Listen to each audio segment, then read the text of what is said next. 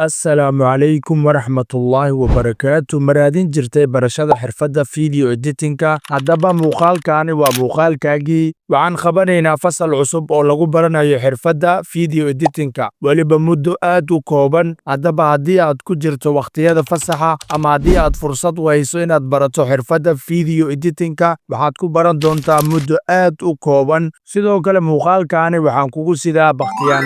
baqtiyaa nasiibkaani wuxuu u furan yahay cid kasta waxaad soo qabsataa nambarada u dhaxeeya nambar 1 ilaa iyo nambarka 50 marka aad nambarka doorato waxaad soo raacisaa magacaaga saddexan nambarka qabsatayna waxaad ku soo qortaa qaybta commentiga iyo magacaagaba kadib waxaan shaacin doonaa guuleystayaasha inta ay tahay waxaan ugu talagalnay 5 qofood oo aan si free ku sii doono barashada xirfadda video editing-ka haddaba jaaniskaan yuu ku dhaafin muuqaalkana like saar haddii aadan muuqaalkani like saarin kama mid noqon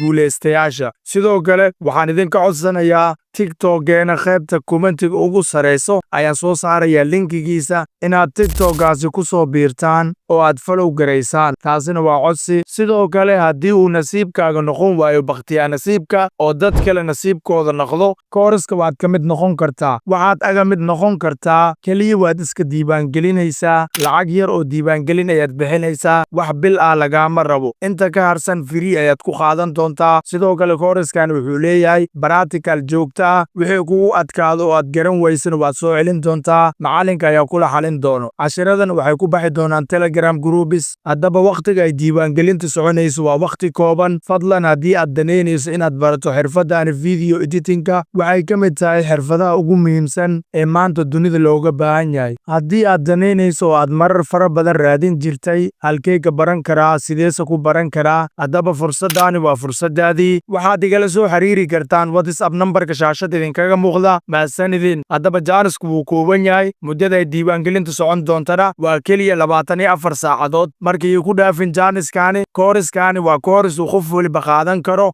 runaantii haddii aad danaynayso wakhtigu waa mid kooban ayaan ku leeyahay oo ka faa'iidayso marka waxaan rajaynayaa inaad ka faa'iidaysan doontaan muddada 24 saac ee ay diiwaangelinta socoto waxaan idin leeyahay saaxiibayaal wakhtigu waa mid kooban xirfad inaad baratan adigay ku anfacaysaa marka waxaan idin leeyahay gacmo furan ku soo dhowaada